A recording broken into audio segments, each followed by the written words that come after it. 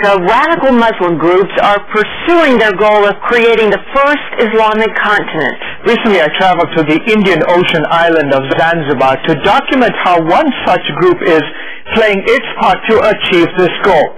Its method is to kidnap Christian girls and boys and force them to convert to Islam. Here's the story of one Christian girl's odyssey into the dark world of Islamic kidnappings. Welcome to the island of Zanzibar. Anchored in the Indian Ocean, 50 miles off Africa's east coast, Zanzibar is one of the few places that could truly be called a paradise on earth.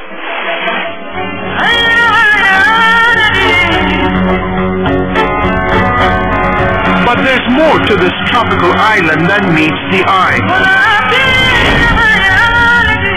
Zanzibar was once East Africa's main slave trading port. By the mid-1800s, 50,000 slaves were bought and sold each year. The dealers sailed here from across Asia and the Middle East. They returned with their boats filled with men, women, and children. The practice was eventually outlawed.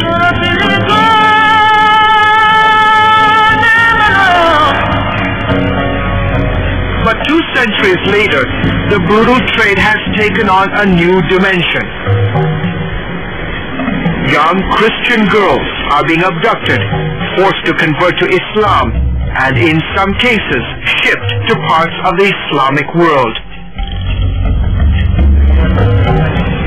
Flora Davidson knows how it feels to have a child disappear. I looked everywhere for her, but I could not find her. Even the police gave up looking for her.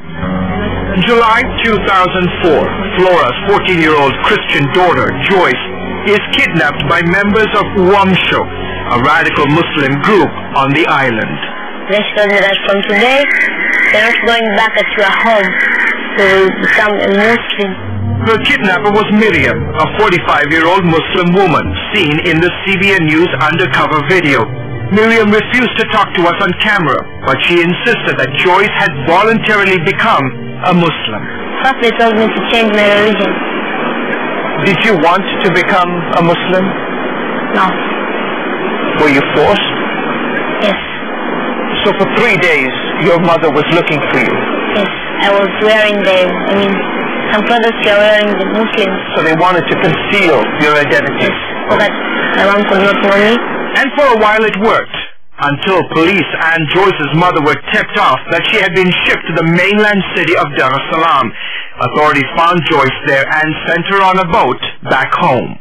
So I went with several police officers to the docks to find her. We waited, but there was no sign of Joyce. Almost everyone was off the boat. The police even got tired of looking and left. But then suddenly, I saw this small girl. A small girl who was completely veiled that even her mother, at first glance, did not even recognize her own daughter. But then, a clue. I noticed her legs and the way she walked, and immediately I knew that this was my daughter under that veil. I walked up to her and lifted her veil, and there she was, my daughter. I had found her.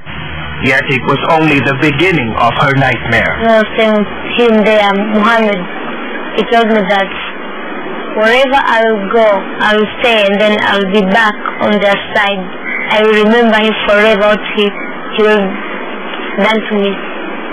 Did they say that they would track you down anywhere, anytime? Yes. 4 days after she was rescued, Joyce was kidnapped again by the same group. This time, she landed in the hands of this man. We help educate the new converts and give them guidance on how to live as a good Muslim. Sheikh Azani Khalid Hamdan is a prominent radical Muslim who runs the group Uamsho. He wants to turn Zanzibar into what Afghanistan used to look like under the Taliban, the kind of island where Sharia law, which includes punishments like amputation, stoning, and beheading, would be the law of the land. Sharia law is the basis of all law. It allows us to pass judgment based on the Quran against those who don't follow the laws of Allah. 97% of Zanzibar's population practices the Islamic faith. The remaining mix is a combination of Christian and Hindu. Hamdan is not satisfied. He wants everyone on the island to convert to Islam. We don't kidnap the Christian children and force them to convert to Islam. We only educate them on the ways of Islam once they have converted on their own.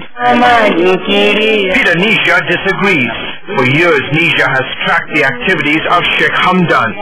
Today, he runs a ministry trying to rescue children like Joyce. The objective is to have as many good Muslims who advocate the Sharia. So in this, they think they are doing sacrifice to God if they would have as many students into their congregation. Several Christian girls have gone missing in recent years. Many Christian parents are worried that what happened to Joyce could happen to their children. After being kidnapped for the second time, Joyce spent the next several weeks in an Islamic school. Day after day, she was forced to memorize the verses of the Quran in Arabic. They even made her change her name. What was your new name? Sulaiman Muhammad. It is illegal under Zanzibari law to convert a Christian girl under the age of 18. Flora says the authorities showed complete disregard for this law and even threatened her. I was warned that if I continue looking for my child, they would arrest me. In fact, I met some police officers who were Muslims, and they said to me how happy they were that my daughter had become a Muslim. In the meantime, Joyce's kidnappers were preparing to smuggle her out of the country. They got a passport for her and wanted to ship her to Saudi Arabia. But after Flora hounded the kidnappers for weeks, Joyce was finally released. My daughter's childhood has been robbed. I cannot take back what has happened to her. I wish I could, but I thank God that I have my daughter back.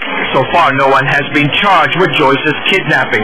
Sheikh Hamdan is awaiting trial for his alleged role in a string of bombings against churches on the island. Yes.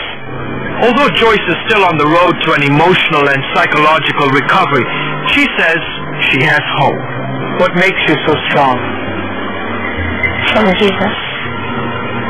What have you learned from this entire experience? Just help me to be strong and forget the things which happened to me. Have you forgiven those that did this to you? Yes.